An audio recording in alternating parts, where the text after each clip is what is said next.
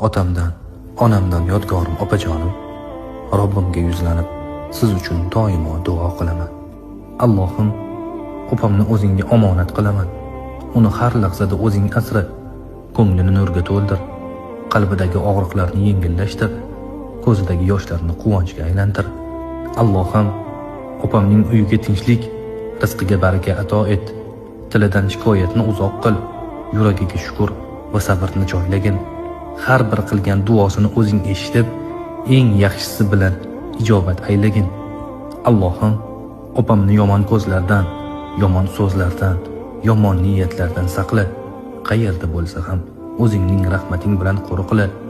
Uni yaqinlarga suyanch, boshqalarga esa ibrat qilgin. Allohim, opamni sen rozi bo'ladigan yo'lda yashat.